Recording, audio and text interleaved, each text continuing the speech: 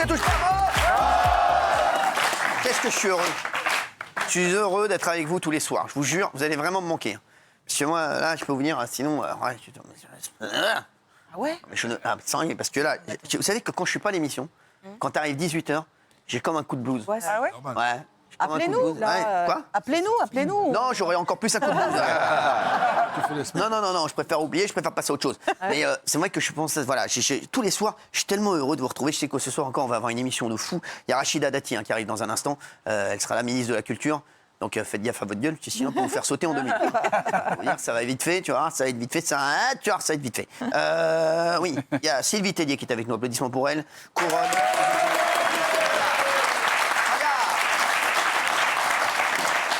Et il est avec nous, vous savez que... Alors, j'adore Sylvie, bien entendu, et c'est vrai que Patrick, il sait que je l'aime. Je l'aime d'amour. Patrick Sébastien, Caliente, Viva el Sol. Et ça vient de tomber. Tous les sites médias peuvent le reprendre, c'est sûr et certain. Il y aura bien une émission avec Patrick Sébastien en novembre, voilà, sur C8. 50 ans. On fait ce qu'on veut, on s'amuse. Dans quelle chaîne tu vois ça? Dans quelle chaîne tu vois ça? Dis la vérité, ça. Quoi? Dans quelle chaîne tu vois ça, la Un deal comme ça qui se fait comme ça. Dans quelle chaîne tu vois ça? tu vois la soirée? Faire un deal aussi. On annule. Dans quelle chaîne tu vois ça? Dans quelle chaîne? Ici. Voilà, c'est ici. Avec des gens déguisés, bien sûr. on peut inviter pas mal de mecs que j'ai connus tout au long de ma carrière. Ouais. On va mettre la musique, on va mettre l'orchestre, on va les faire chanter, on va les faire danser. On a des images en pagaille. J'ai même des images d'Hanouna déguisée en Quoi? Conchita Wurst. En Conchita Tu veux Wurst. que je te dise la vérité? Et je vais te dire un truc que je ne dis jamais. Il est hors de question. Oui. Je dis bien hors de question. Que je gagne de l'argent sur ce prime. Ah là oui, On s'en fout du C'est moment. mon cadeau. Mais même moi. C'est mon cadeau. Non, mais ce que je veux, c'est que les gens soient contents. Si, je te fais un cadeau, t'en as rien à foutre. Ça tombe du ciel. Le gars, il arrive, il a un prime time. C'est aucun producteur. Non, mais même pas une toute petite marge. Rien, je ne veux rien faire. plus d'un S'il y a une marge, s'il y a de la marge, je la prendrai pour acheter des choses. Non, pour mon association Les Bonnes Fées, donne la marge. Alors, moi, je prends. la marge, alors, je vais te dire, je ne vais faire aucune marge sur cette émission. La marge, elle sera en Je plaisir vais pour les t'aider, gens. on va faire plein de sous pour l'association Les Bonnes Fées. La marge, elle sera en plaisir pour les gens. C'est vrai qu'aujourd'hui, ça manque d'avoir une espèce de truc déjanté où on va Bien s'amuser. sûr, on en a rien à juste foutre. rire. Arrête de se prendre au sérieux. Je fais ta vie, moi je veux même pas en entendre parler. Si t'as besoin de moi que je vienne te montrer mes fesses, rien à foutre.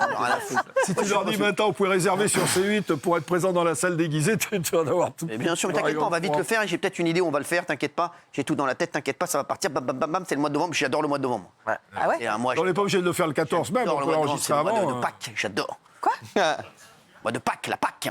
En novembre. Politique agricole commune. Oui, qu'est-ce qui se passe? J'avais une question pour Sylvie. Merci, vas-y. On a reçu il y a quelques semaines, quelques mois, dans l'émission Face à Hanouna, les 2 petites filles de Geneviève de ouais. Fontenay. Oui. Et elles avaient trouvé que l'hommage qui avait été rendu à leur grand-mère lors de la dernière Ouais, il était ripou. émission était un peu... Ripou. C'est minimum syndical. Ripou, hypocrite. minimum syndical, Râle. effectivement pas à la hauteur de ce qu'elle avait moi, incarné pour Moi, au le contraire, je l'ai concours. trouvé pudique. Pudique. Je l'ai trouvé beau, je l'ai trouvé Alors, simple. Tu Et veux elles n'ont dire- jamais été associées. Alors, je vais te dire, un cadeau, c'est comme quand t'offres un cadeau à ta meuf et qu'elle dit son cadeau il est pudique, ça veut dire que ton cadeau il est pourri. Je te le dis. Non, mais je te le dis. Non, arrête. moi, je trouvais que C'est cet honteux, hommage, c'est honteux. justement, il était simple. C'est honteux, Les filles cet étaient hommage. là. Je trouvais qu'il a été à la hauteur de ce qu'elle a incarné. C'est honteux. On peut jamais rendre, enfin pour moi, et je le dis dans le bouquin, je tenais à rendre Oui. hommage aussi à Geneviève parce que Oui. pour moi Geneviève c'est une icône. On n'a pas toujours été d'accord sur des petits sujets de maillot de bain, de trucs, mais j'ai travaillé pratiquement 20 ans avec elle, enfin pas 20 ans mais 10 ans, et on peut rien faire à la hauteur de Geneviève. Il aurait fallu faire une émission. Non, mais l'hommage il était éclaté au sol. Là le but c'était de faire un C'est honteux hommage. cet hommage. Ah bon? Bien sûr, c'est En honteux. vrai, c'est pas vrai, vous l'avez pas vu. Moi je l'ai pas vu. Moi je l'ai pas vu. Moi, je vais vous dire la Non, vérité. non, attendez. Oh, ouais, t'es Moi, qui je toi vais dire déjà? la vérité là ce C'est soir. qui toi? Alors toi tu veux dire la vérité? Ouais, je vais Écoute-moi dire la bien. vérité, Eh moi. ben, tu veux dire quoi? C'était de la merde. Je veux dire Je l'ai que vu. moi, je l'ai vu cette Mais moi je l'ai hommage. vu, moi je l'ai passé Mais ici. vous l'avez pas vu. quoi? Mais moi, je l'ai vu en entier. l'hommage. En entier. Ce jour-là, j'étais sur les nerfs. Voilà, j'avais les cause nerfs de à qui? vif. À cause de Et cet qui? hommage, il m'a fait pleurer. Je l'ai trouvé génial cette Quoi, hommage. c'est pas vrai? Je vous jure. À mon avis, c'est plus que vous aviez les nerfs à vif. Ouais, j'avais les nerfs à vif. Mais moi, je l'ai trouvé exceptionnel cet hommage. j'aurais Juste, voulu- on a À vu vif. Ah oui, ça doit quelques Miss ne le faisaient pas de manière honnête. Et ça m'a dérangée. Il y en a, elle tirait la gueule, elle voulait pas le faire. Mais même moi, je le raconte dans mon livre, on me dit, oh là là. Kelly, s'il vous plaît. Ah, je vous jure, il était trop bien. Non, mais arrêtez, je l'ai vu, l'hommage. Moi, dans mon livre, L'hommage, c'est une honte. Et l'hommage, c'était de la... Mon expression. Ah bah, vous faisiez partie, alors je sais. Mais alors, en fait, il faut comprendre que moi, j'ai perdu une femme avec qui j'ai travaillé pendant des années. Et il y a un moment donné, je vais pas soit sourire ou rire. Moi, j'avais des émotions. Puer la délommage. Ce soir-là. Et Geneviève était une femme pudique. Mais on adore Geneviève. Moi, Geneviève, c'est ma vie. Moi, je l'adorais, Geneviève. Elle le sait. Et tu veux que je te dise, moi, l'hommage, il pue la Il était bien, l'hommage. Puer la délommage. Non, je vous jure, il était bien, l'hommage. C'est une honte, l'hommage. Voilà. Non. Et arrêtez les mecs. Vous croyez quoi? Moi, je le dis alors que je suis banijé, moi. Moi, tu crois que j'ai peur de le dire? Il puait la dé, l'hommage. Voilà, l'hommage, il puait la dé. J'ai pas peur de le dire parce que Geneviève, c'était mon ami. Et ici, on a une liberté totale. Je vous dis l'hommage. Alors, allez-y, c'était quoi l'hommage? On me fait un hommage comme ça, moi, je ressuscite, je nique leur race. Sur le tu vois, hein. C'était quoi l'hommage? Tu vois, s'il me fait un hommage comme ça. Racontez l'hommage. Tu vas voir s'il me fait un hommage comme ça. Racontez-le. L'hommage, j'avais toutes les misses là, comme ça, je sais plus quoi, en blanc. C'était noir, Moi, j'en connais, frère. Tu crois que je connais pas? Bah, c'était bien, c'était ripou, c'était éclaté au sol. Ça a duré 2 minutes, c'est éclaté au sol. C'était bien, mais c'était trop court. Mais c'est elle, dis-moi, C'était trop court. c'est elle qui a créé les Miss. C'est frère. Fallait que toutes les missions soient C'est comme si frère, un hommage au commandant Cousteau, tu le mets sur un Zodiac. Tu mets juste son bonnet. Même sa famille devait être là. Non, les mecs. Mais bien sûr, ils auraient dû faire un truc de ouf. À ce moment-là, Sylvie, elle a dit qu'il fallait faire une émission. Alors comment tu veux faire un truc C'est ce qu'il aurait fallu faire. Que tu fasses 2 minutes ou 4 minutes, rien n'aurait été à la hauteur de la carrière de Geneviève. Il aurait fallu faire un prime dans ce cas-là. 2 minutes, c'est beaucoup. Mais on était quand même dans une émission à 21h où des jeunes femmes sont là, défilent avec des maillots et tout. À part faire quelque chose de pudique, je vois pas ce qu'on pouvait Mais quel faire. pudique, il fallait faire un beau truc. C'était de la demeure. Qu'est-ce qu'il y a si vous faites rien? Pourquoi tant de haine, en fait? Parce que, alors, je vais vous dire pourquoi tant de haine. C'est une très bonne question. C'est une très bonne question. Je vais vous dire pourquoi. Moi, j'aimais vraiment Geneviève. Et pour moi, c'est elle qui a créé Miss France. Et je suis désolé. L'hommage, il n'était pas à la hauteur de ce qu'elle méritait pour une Miss France. Et je suis désolé, vous ne l'avez pas respecté. Vous ne l'avez pas respecté. L'hommage, ils n'ont pas respecté. Ils n'ont pas respecté. Alors moi, j'y travaillais plus. Hein. Vous avez bien raison. Ceux qui l'ont fait, ils n'ont pas respecté. Et ne quittez pas, j'adore Alexia Laroche-Joubert. S'il faut lui dire, je lui dis Alexia, t'as pas respecté Geneviève, j'en ai rien à foutre, je lui dis. Il va me faire quoi? Vous diriez qu'il puait la dé, l'hommage? Puait la dé, l'hommage, je te le dis. L'hommage, il puait la dé. Est-ce qu'il y a des Miss qui sont ingrates? Parce qu'il y a des passages dans votre livre, vous faites des petits sous-entendus. Vous parlez d'une Miss qui n'est pas venue à votre remise de l'ordre du mérite, qui vous a un peu planté. Est-ce qu'il y en a qui prennent la grosse tête et qui vous ont déçu? En fait, je raconte que c'est une famille. Combien de fois ça m'arrive avec mes enfants de dire j'ai fait ça pour lui, puis non, il n'est pas là. Et les Miss France, c'est pareil en fait. Moi, j'ai l'impression d'avoir beaucoup donné pendant 20 ans de ma vie. Je vous écoute. J'ai raté la blague, c'est ça? Oh, si peu. Parce qu'il faut dire, c'est que votre livre, c'est le parcours de femme, c'est votre parcours de femme, et que c'est aussi, vous revenez sur les préjugés que vous avez pu subir, sur aussi vos origines plus modestes, etc. Et c'est aussi tout ça. J'avais pas envie de faire un livre où je racontais Miss France, j'avais envie de faire un livre où je racontais les préjugés dont les Miss et les femmes sont victimes. Et en fait, je voulais témoigner de mon expérience perso sur plein de clichés qu'on peut avoir. Et l'un des clichés, que c'était la méchante Sylvie Tellier contre la gentille Geneviève. Ça, j'en ai souffert toute ma vie. Et je voulais raconter, par exemple, que je n'ai jamais remplacé Geneviève. Saïd, qui est... Gilles. Non, Saïd, elle a dit. Son prénom. Saïd. C'est Gilles. Hein. Gilles, pardon, Saïd.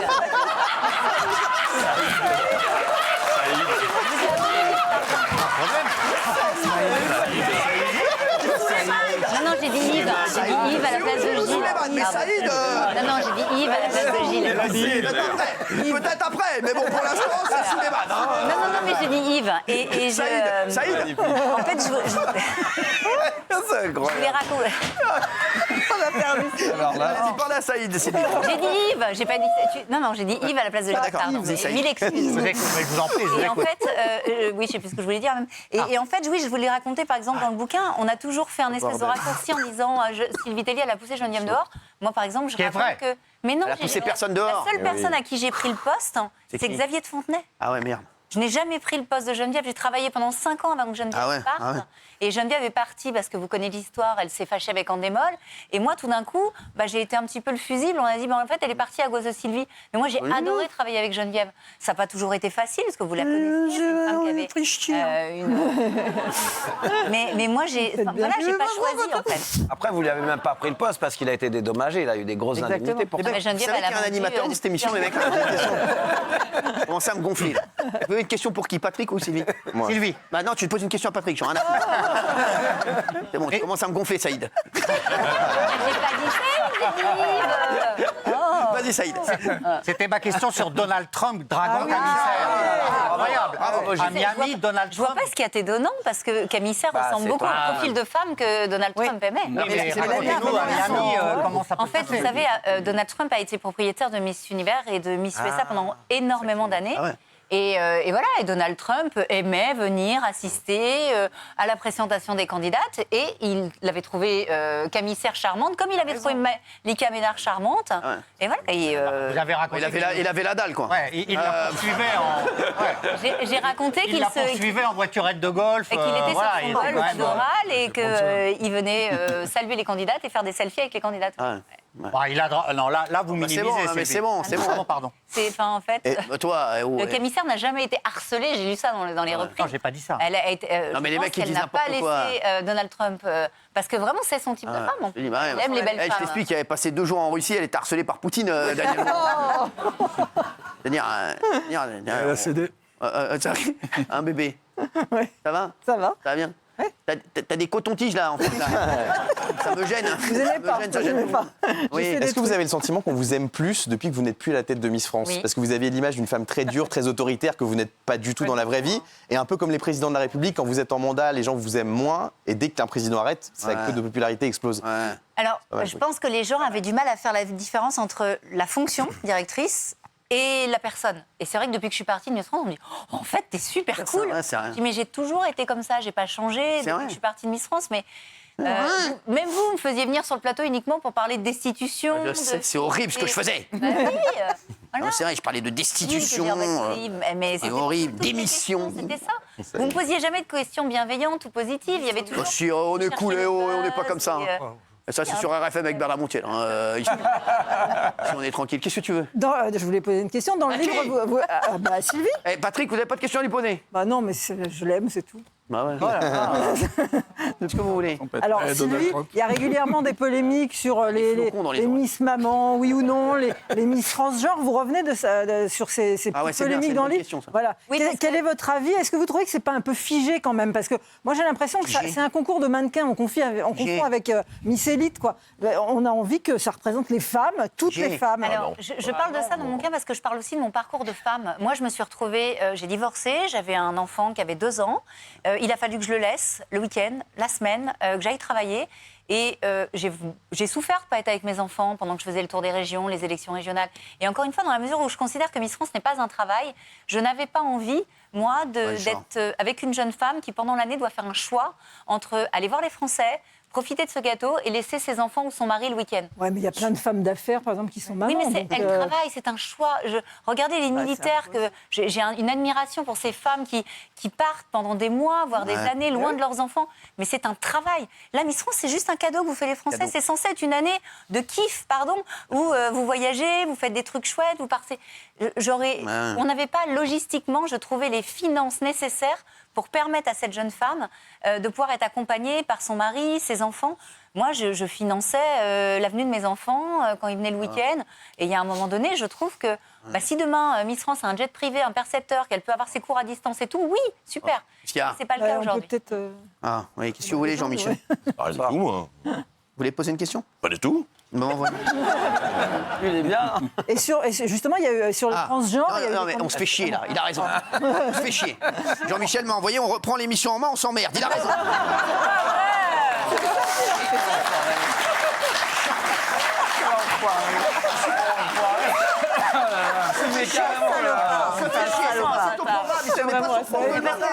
Il y a des gens vivants qui nous regardent. Ok?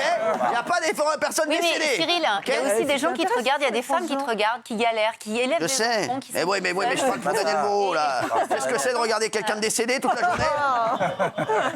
Oui, je sais. Non, mais t'as raison, Sylvie, t'as raison. Non, mais moi, j'avais envie aussi Parlez pas de parler toi, là, Sylvie. de femmes. Sylvie, mais on a envie de parler, tous parler, envie de parler de femmes. Voilà. Mais c'est vrai. C'est très beau ce qu'elle dit. Mais toi, ma chérie, calme-toi un peu.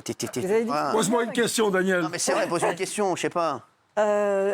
Qui voyez-vous comment, pas en héritier, mais en animateur là qui va exploser. Parce que je trouve que cette génération, il y a personne. Son slip. Est-ce que vous avez... Il y a très peu d'animateurs maintenant. Il y a l'autre là. Il y a l'autre là. Oui, mais la génération. Il n'y en a pas, tu vois bien qu'il n'y a personne. Lequel? Tu le vois bien, bordel, t'as pris une question, tu poses une question. Et je pense qu'au fur et à mesure, si ça se trouve, il n'y en aura pas du tout d'animateurs. Avec l'intelligence artificielle. Ah bien sûr, regardez, nous déjà qui nous donne l'intelligence avant l'intelligence. Ça sera déjà beaucoup. Je te dis, on va déjà passer par l'intelligence, après on fera l'intelligence artificielle. Non, mais c'est une autre époque. C'est une autre époque, on est des vieux animateurs. Mais franchement, on s'est bien marré. Ah, franchement. Quoi, avec Bernard Montiel, t'as déjà travaillé avec lui? Ah oui. Travailler, c'est un grand mot, parce qu'on n'aurait pas collaboré, quoi. Non, on a fait la même chose, puis il y avait beaucoup d'amitié, puis on était sur TF1 ensemble. Ah ouais, c'est Je fais faire des trucs qui sont jamais passés, je n'arrive pas à retrouver. Ah oui, ça c'est vrai. Tu l'as pas retrouvé? Je ne l'ai pas retrouvé. À l'époque où il faisait vidéo gag, on avait trouvé une blague, on l'avait envoyé, c'était au Parc Monceau, je crois, et il disait aux gens, on n'a pas assez de gags pour passer dans l'émission, cassez-vous la gueule. Faites ça. Mais on vous donne de l'argent. Jetez votre bébé. Jetez votre bébé. Attends, je te jure. Jetez votre bébé. Jetez votre bébé dans la pelouse ou on va vous donner des sous. Et la nana nous a dit, je m'en fous, c'est pas le mien. Ah ouais, c'est énorme. C'est énorme. C'est vrai. C'était énorme. Mais je sais pas où j'ai foutu les images. Et les gens étaient prêts à tout pour un peu d'argent en se disant. L'Arcom, là je t'explique. Aujourd'hui, c'est la première. Là, l'Arcom, là, tu peux aller à la on a mis une grande vitre en leur disant, vous éclatez la gueule dedans. Non, ils rentraient dans la vitre. C'est bien marré, il faisait tout. J'ai l'air aimable. Non. Donc, donc ils écoutaient les gens et je leur disais tout ce que je leur demandais, ils le faisaient. Parce qu'ils disaient, voilà, je travaille sur les gags. C'est un peu dur là. Il nous manque des gags. Ils nous en font, mais on n'en a pas assez, donc fabriquez-les. On vous donne de l'argent. Mais jusqu'où les gens sont capables d'aller. Je disais à la dame qui se vendait des nourrices. C'est dingue d'être aussi peu ménagère. C'est dingue d'être aussi peu ménagère. C'est insupportable. Qu'est-ce que vous voulez dire? Non, rien, qu'ils ont eu tous. Mais qui comprend ce qu'il dit là? Les gars, le mec est bourré, sans déconner, je comprends pas ce qu'il dit. Je sais même pas ce qu'il dit. Merci Patrick, je comprends pas ce que dit cette personne. Avec du pognon, on peut leur faire supporter, leur faire faire n'importe quoi. Mais vraiment n'importe quoi. La nana à qui il dit, est-ce que elle baladait le gamin dans la poussette? Vous jetez la poussette dans l'eau. Et la fille a fait, de toute façon, moi je suis la nounou, je m'en fous. Arrêtez de me mettre dans toutes les sauces. Arrêtez de me mettre à toutes les sauces là. Les chéris, j'aimerais qu'on se pose des vraies questions. Je veux qu'on pose des questions qu'on n'a jamais posées à Sylvie Tellier et Patrick Sébastien. Patrick. Oui, qu'est-ce qu'il y a? 2 minutes, qu'est-ce qu'il y a? Je fais ce que je veux. Rien. Calmez-vous, sinon vous allez prendre votre avion. Je trouvais que le concept, il était pas ouf, mais ouais. Le concept était pas ouf. Alors, vous savez qui c'est là? C'est Hanouna là. Pardon. Là, c'est 15 ans de succès. 2 millions de téléspectateurs. J'ai fait des bêtises à 6 millions, moi. D'accord? Patrick Sébastien, tu sais ce que c'est? 40% de part de marché. Tu sais ce que c'est? Un record d'audience. 18 millions de téléspectateurs. 74% de part de marché. Exactement. Tu sais qui c'est? Sylvie Tellier, Miss France, pendant des années. Record d'audience de l'année. 17 ans de Miss 17 France. ans. Alors tu sais ce que c'est là? Tu sais ce que ça représente là dans le PAF là? Tu sais ce que ça veut dire? Bernard Montiel. 200 chiens qui pètent dans vidéo.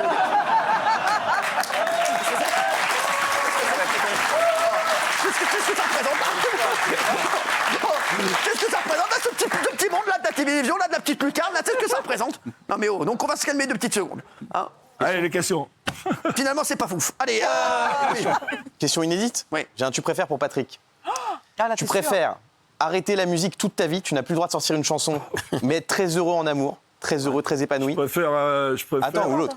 Ou sortir tous les titres que tu veux, ils sont tous numéro 1 du classement, mais tu dois Ken Daniel tous les jours à 18h.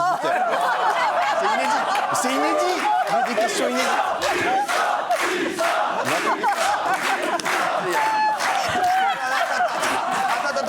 C'est elle qui avait raison. Le concept n'est pas ouf. Comme quoi on peut se planter. Tu vois, des professionnels de la télévision peuvent se planter. Je suis désolé. Oui. Je continue à chanter. C'est un pari. Il a gagné un pari. Merci. Non, mais il est con, ce mec, sans déconner. Je ferai pas pour Est-ce que vous avez une question vraiment intéressante et inédite à poser aux deux? On a plus de 3 minutes. Allez-y. Gilles Verdez. Question argent à Sylvie. Vos négociations pour quitter Miss France ont été compliquées. Est-ce que vous avez touché financièrement un chèque qui vous convient? Ouais, c'est pas mal. Alors mes négociations n'ont pas été si compliquées que ça. Ah bah ils t'ont donné l'argent direct. Non. Vous êtes mal renseigné. Voilà, donc. Vous n'avez pas répondu. Mais déjà, merci Après un beau chèque de de bénéfice. reconnaître parce que je crois que j'en parle dans mon livre aussi. Dans ses préjugés sur les femmes, on a très vite dit en fait que j'avais été licenciée. Comme si une femme aujourd'hui à 45 ans peut pas se dire bon bah voilà, j'ai adoré ce que j'ai fait, mais j'ai envie d'autre chose. de me lancer d'autres défis, j'ai envie de Bien sûr. m'accomplir différemment, j'ai envie de m'occuper de mes 3 enfants à la maison aussi le week-end parce que je les voyais pas. Ah oui. Et alors les négociations, je fais partie dans de très bonnes conditions avec le groupe. Plusieurs millions d'euros, m'a-t-on dit. Est-ce que c'est Ah vrai? non, bah, vous savez que Macron a plafonné les indemnités de départ ou pas ou, On m'a dit vous êtes 3 au millions courant d'euros. Est-ce que c'est vrai ou pas? C'est peut-être pour ça que 3 j'ai millions été d'euros, autant cambriolée. je te rappelle que je suis... Non, c'est absolument faux. Il a plafonné à Ah bah, est-ce que- alors, m'étrangler, connard. non, mais mes informations sont Macron, il a plafonné Non, à non, 50 ans. j'adorerais les avoir Non, mais c'est touchés, dégueu. vraiment, j'adorerais. Non, mais les a touchés comme ça, mais ils sont partis après. Il les a juste touchés, l'oseille est reparti. Bon, voilà, non, mais bonne question de Gilles, une fois de plus. Hein. Bravo, Gilles. Hein. Heureusement que t'es là. Hein. Non, franchement, quand on parle pas... On n'a pas eu la réponse quand même. Ah si, elle a dit, elle a dit. j'ai répondu. Non, de Guillaume. J'ai dit que j'avais pas dit. Si, on a eu la réponse de Guillaume aussi, il préfère chanter. Ah, oui, on a la somme. La somme, Il a ah, si, demandé la c'est vrai, somme, elle a je raison, donnerai pas, bravo. c'est Ah, c'est ça dont je parlais. Je préfère chanter, mais il faut me donner 3 millions d'euros. Ça, c'est sûr. Tiens, Patrick, justement, est-ce que toi, quand tu as arrêté ta carrière, est-ce que tu étais tranquille financièrement pour le reste de tes jours ou pas? Je suis jamais, même encore, je suis pas tranquille financièrement, parce que moi j'ai toujours partagé. J'ai toujours, je calcule pas et je partage. De toute façon, t'as une la vie, carrière- c'est- t'as une carrière la vie, incroyable, c'est fait pour normalement, tu partager, dois- c'est pas fait pour accumuler, c'est Bien fait pour sûr, ouais. partager. Il m'en reste pour vivre, ouais, à peu près bien là, c'est vrai. Ouais. Mais je continue à bosser, régulièrement tant que je peux bosser. Mais je suis payé autrement. Moi, l'amour que me renvoient les gens, à un moment, il faut équilibrer tout ça. Et c'est ce que me demande. Je vais te donner un. Tu sais, moi, c'est je vais te donner un tu sais ce petit que je voulais scoop, faire l'an là. dernier? Je voulais payer les chroniqueurs à l'amour. Je vais te donner un petit scoop qui va sûrement se réaliser d'ici 1 an, parce que j'ai des amis dans le public là, d'ici 1 an, et ça ne sera pas une affaire financière. Je vais monter à côté de chez moi le plus petit cabaret du Ah, tu vas le faire alors? Le plus petit cabaret du Ah ouais. C'est-à-dire que je vais faire un petit cabaret qui va avoir une revue transformiste. On va faire Michou. Ah ouais. Chez nous, voilà. Parce que ça me fait plaisir et parce que le Ah ouais. week-end, je vais croiser des gens gentils, des gens qui... Tu vas faire le plus petit Ça va cabaret. être chaleureux. Passe-partout, Un truc pour il va y avoir 150 quoi, déjà, personnes, c'est- tu vois. Un truc pour 150 personnes, c'est pas un investissement, c'est pas quelque chose qui va me rapporter. Avec des petits acrobates, en fait. Mais non, avec des transformistes. Avec des petits bonhommes en mousse. Avec des transformistes, tu sais, on va avoir, ben, comme chez Michou, tu vois. Parce que j'aimais beaucoup chez Michou ce côté convivial, heureux, etc. Et tout. J'adorais ça. qu'il y a Et ça, c'est pas un investissement pour dire, oh, ben, je vais gagner beaucoup d'argent. pas etc. raison, on a rien à C'est du plaisir, voilà, on va acheter du plaisir. Ah, voilà, achetez aussi. Bossez au plaisir, vous, l'année prochaine. Bossez au plaisir. Oui, Sylvie. Non, je réfléchis à ce que m'a dit Gilles. En fait, j'aurais été. Elle revient sur les 3 bars. Quand vous annoncez, déjà, je ne sais pas d'où vous sortez ce chiffre, mais moi, j'aurais très mal vécu de prendre 3 millions d'indemnités pour partir. Je suis issue d'une famille populaire. Ma mère, en fait, maman, quand mon papa est parti de la maison, elle était au SMIC. Enfin, elle n'avait même pas de boulot. J'ai été élevée par une mère courage au SMIC. Je suis ambitieuse, j'ai envie de réussir, mais je trouve que tout doit avoir une valeur. Et jamais je n'aurais accepté de partir avec 3 millions d'un. Ma question n'était pas. Non, mais je vois même pas. Vous Vous accepteriez, vous, de partir avec 3 millions d'euros ici? J'aurais bien accepté, moi. C'est le chiffre qu'on m'a donné et qui circule là où je l'ai eu. près de Non, mais en Michou. fait, c'est ça qui est fou, c'est qu'il y a beaucoup de spéculation autour de Miss France. Je pense que vous ne savez même pas quel est le chiffre d'affaires de cette société. On a l'impression que Miss France, c'est une société qui fait des millions et des millions de chiffres. Nous, on fabriquait un peu l'émission avec, pardon, mais dans l'année avec des bouts de... Bernard Montiel. Il Elle a des merdes, en lui, il fait. accepterait les 3 millions d'euros. D'ailleurs, je lui ai dit, tu es viré, et il va te donner 3 millions d'euros. Ah non, non, c'est... Non, Vous mais savez, moi, fallait les je accepter conduisais pour la la donner à voiture pendant les l'association. années C'est mieux. 20, en fait. On n'avait même pas de chauffeur. Les mecs, vous croyez chez vos mères ou quoi, là, Ça n'a pas été discuter, là? proposé. Non, mais vous croyez que vous êtes où? Vous croyez que Ça vous n'a êtes pas au été bar tabac, là, proposé. ou Sport, là. Oh, les mecs, qu'est-ce que t'as, là? Qu'est-ce que tu racontes? Demande à Gilles, c'est la même source qui t'avait donné le prix du mètre On carré. comprend pas ce que tu dis. Écoutez, ouvrez vos esgourdes. Bah, voilà.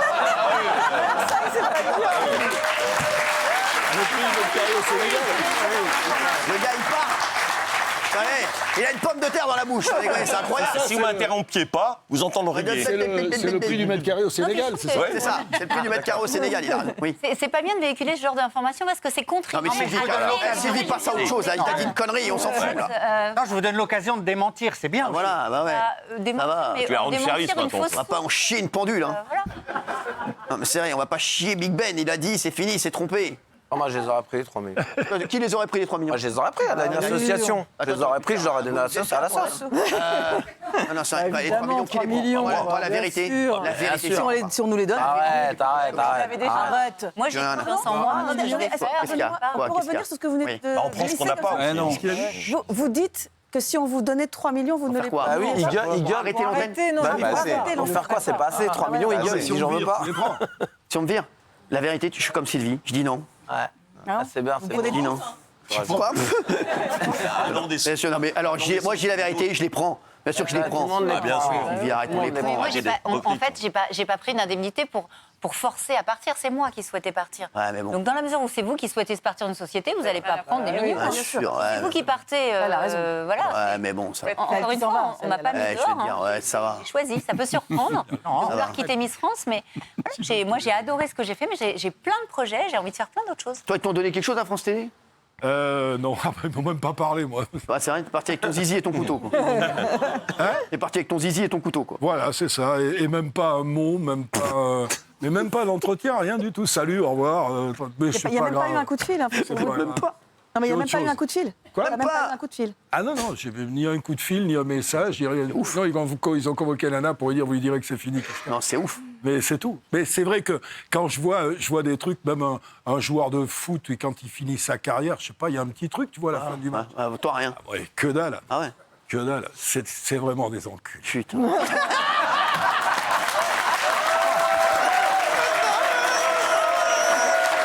Voilà, ça c'est Patrick, ça. Ça c'est Patrick. Ils disent autrement. Patoche forever. Là, ils vont dire je les ai insultés, mais comment veux-tu que je dise autrement? Après, c'est pas grave, on existe. Patoche forever, effectivement. Ciao, les enculés. C'est parti pour l'été. C'est vraiment les enculés. Non, et en plus, attends, c'est génial. je module ce que je dis parce qu'il y a des potes qui m'ont dit qu'enculer, c'est quand même un sacré plaisir. Ah, merci. Allez, merci, on y va. On est parti pour le tour du bonheur. Sylvie Tellier, je voudrais vous remercier. Couronne et préjugés. Merci. C'est le livre de Sylvie aux éditions Fayard. J'aime beaucoup.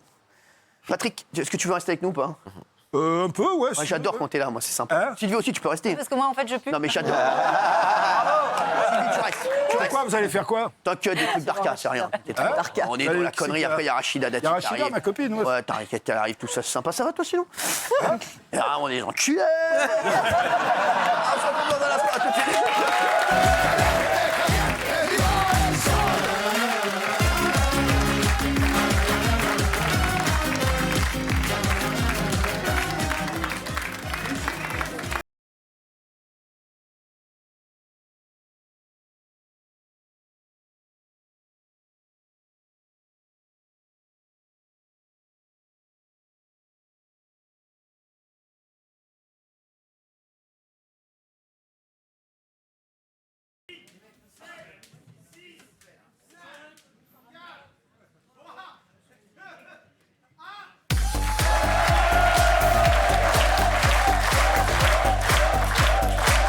Merci d'être avec nous.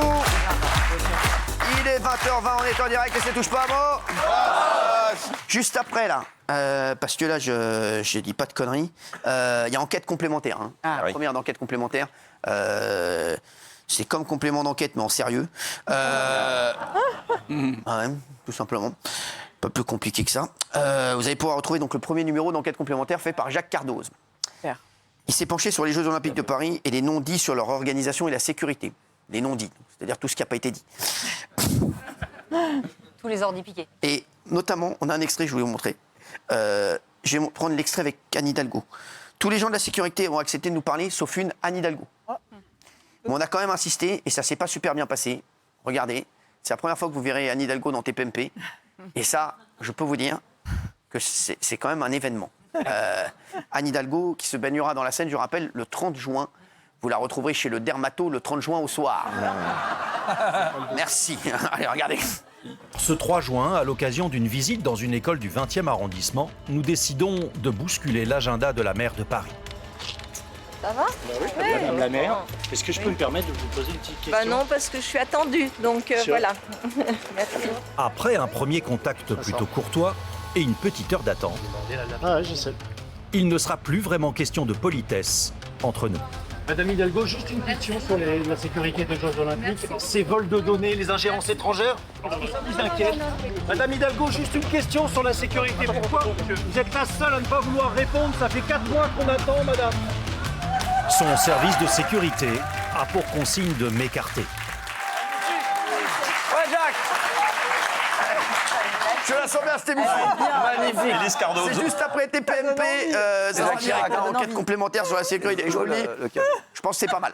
Il a mouillé la chemise. Hein. C'est magnifique, ça. Dieu bénisse. Hein, Regardez, frère, il est allé, je peux vous dire, franchement, bravo. Il est en garde à vue, là, oui. Il est en garde à vue, là. Non, ils vont le mettre dans la Seine, là, apparemment. Ils vont le faire nager dans la Seine avec Anne Hidalgo, ça va le calmer. Tu vas voir. Sylvie Tellier, couronné préjugé, chez Fayard. Patrick Sébastien. Patoche Forever. Bien entendu, avec le titre Caliente Viva El Sol, qui veut dire Vive la Costa del Sol. Bien entendu, Espagne, viva Espagne. Les chéris, est-ce que vous voulez rester un petit peu avec nous? On va parler un petit peu d'actualité. Alors, vous réagissez ou pas? Vous pouvez ne pas réagir. C'est ce que font généralement les chroniqueurs. Avec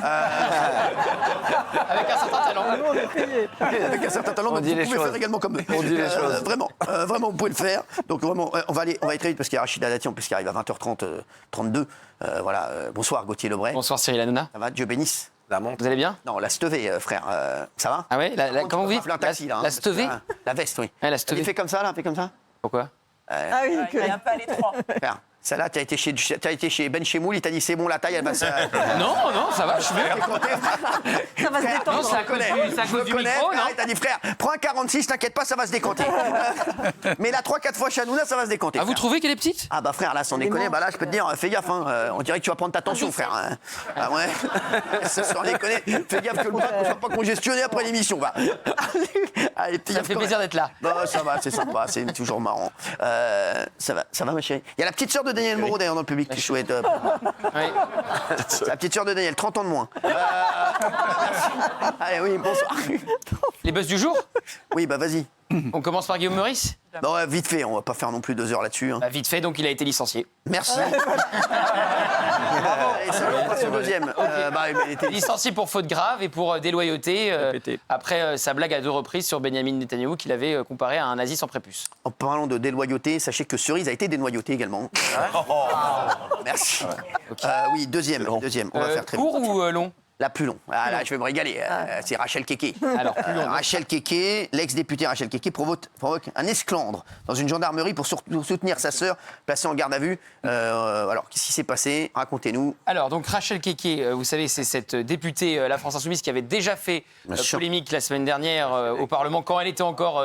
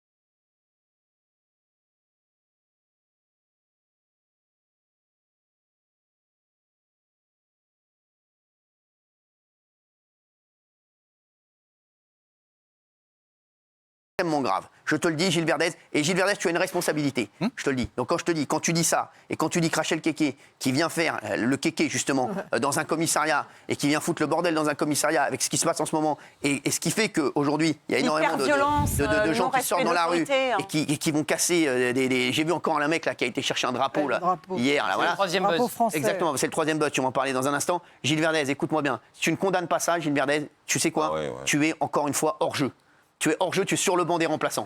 Crois-moi. Rachel Keke ou pas, on rentre pas dans un violence sur enfant. Violence, non mais c'est violence sur mineur. Elle vient pas prendre connaissance de l'état de l'enfant, elle vient pour sa sœur et elle dévoie son statut de députée. Non mais qui comprend Gilles Verdez là, franchement? Personne, comme d'habitude. Non mais Gilles, à un moment, tu sais quoi? Tu te disqualifies intellectuellement et idéologiquement. Il a quand même des arguments. Tu te disqualifies. Donc donne-nous tes arguments, une fois de plus, tu vas te disqualifier. La question, c'est doit-elle être sanctionnée? Allez, c'est bon. Allez, alors, arrête un peu de jouer sur les mots, arrête un peu. C'est très bien que les questions, c'est arrête un peu. Non, mais est-ce que tu trouves ça scandaleux? Alors, est-ce que tu trouves ça scandaleux? C'est dommage, c'est pas de son niveau, c'est bête. Ah là là, mais c'est pas intéressant, c'est très maladroit d'aller dans une gendarmerie comme ça. Mais c'est pas bête et maladroit, c'est scandaleux. J'ai rien pu dire encore. Donc mais parce que c'est inadmissible. Oui, d'accord, mais de là... C'est inadmissible. Oui, c'est pas bien, mais de là à la sanctionner, elle a voulu défendre sa sœur. Non, j'aurais dit pareil. Non, c'est pas vrai. C'est pas vrai. C'est une affaire intrafamiliale. Arrête un peu. Une affaire intrafamiliale. T'es devenu Le cerf de son écharpe, c'est pas familial, le cerf de son écharpe. Bien sûr. Même les députés, je les laisse quand même pas rentrer en garde à vue. Le temps, il perche pour qu'il se rattrape dans les dernières lignes droites, mais il l'a pas. Écoute-moi bien, Gilles Verdez, il est en train de se noyer dans une piscine, tu lui tends la perche, non, il la prend, il la mange. Non, mais sans déconner. Vous savez qu'ils avaient fait ça aussi au moment des émeutes. Au moment des émeutes où les émeutiers étaient en garde à vue, ils avaient essayé d'aller échanger avec les émeutiers, ça ce qui est interdit. Ils peuvent voir comment ils sont gardés à vue, mais pas échanger avec eux. Il y avait Antoine Léaumont, il y avait Louis Boyard. Tu ne seras pas engueulé par tes proches, parce que tu dis que Rachel Keke, ce qu'elle a dit, ce qu'elle a fait, c'est inadmissible. Tu n'auras pas de coup de fil pendant la prochaine pub, t'inquiète pas. Non, et puis en plus, défendre sa sœur. T'inquiète pas, je sais très bien. En plus, défendre sa sœur qui est en garde à vue parce que pour violence habituelle sur mineur de moins de 15 ans. Déjà, quel plaisir. Arrête de faire plaisir à des gens qui t'entourent. Dis ce que tu penses toi réellement et arrête parce que là c'est pas possible. À un moment, tu ne peux pas cautionner une telle violence. Je ne cautionne pas, je dis qu'il n'y a pas de sanction possible. Voilà, c'est maladroit, mais de là à la sanctionner, non. C'est exemplaire. Bravo Sylvie. Le premier. Je suis très embêté par rapport à ce que j'entends d'habitude. T'as pas encore dit c'est pas mes amis. Oui, c'est vrai. Il m'a pas dit que c'était mes amis, donc voilà. On n'a même plus besoin de le dire. Maladroit. On n'a plus besoin de le dire. Mais Sylvie, ce que tu venais de dire il y a un instant. Quand on s'engage en politique, c'est-à-dire qu'on s'expose. Le premier devoir, c'est d'être exemplaire. Là, elle n'est pas du tout exemplaire. Ah oui, une fois de plus. C'est de l'abus de pouvoir. Exactement. T'aurais pu dire ça, exactement. C'est pas de l'abus de pouvoir, parce qu'elle n'a pas utilisé son pouvoir pour interrompre une procédure. C'est pas vrai. N'importe qui ne peut pas rentrer dans une gendarmerie, excusez-moi. Elle est élue de la République, elle doit être exemplaire. C'est honteux. Elle utilise son statut. Non, mais Sylvie a très bien résumé. Qu'est-ce que vous voulez que je vous dise? Allez, on va voir ce qu'en pensent les téléspectateurs. Et le mineur de moins de 15 ans, personne n'en parle. 92%, une fois de plus. Mais les 92%, c'est des cons, Gilles Verdez, comme d'habitude. Non, j'ai jamais dit ça. Oui, mais bon, vous le pensez très bien. Ne vous inquiétez pas, vous allez. Après, il faut changer la loi. Dès que tu es en garde à vue, un député ou n'importe qui, il n'a pas à aller mettre son nez dans une garde à vue. Même le député, je ne le laisse pas rentrer. Pourquoi vous faites chier les flics qui mettent les gens en garde à vue? Tu rentres pas, t'es député, t'es pas député. Non, mais elle a le droit à n'importe quel moment d'entrer dans une gendarmerie. Mais si, Raymond, c'est la loi. Faut la changer cette loi. Faut la changer cette loi. De quel droit? Tu vois, c'est marrant. Du droit de la loi. Quand ça fonctionne bien, les députés s'en servent pas pour aller visiter des proches. C'est la loi. Troisième buzz. Troisième buzz. Donc, il y a des manifestations contre la victoire du RN aux européennes depuis plusieurs jours. Il y en a eu place de la République à Paris. Ensuite, il y a des policiers qui ont été victimes de jets de projectiles, leur voiture du moins. Et à Nantes, qu'est-ce qui s'est déroulé à Nantes lors d'une manifestation contre le RN? Le cortège est passé par là. Donc, on va regarder, j'ai les images. Et ils ont arraché un drapeau français. Quand même les images, je suis pas quand même non plus complètement... Mais je sais bien. Complètement sur la paille. Et vous êtes formidable. J'ai des images.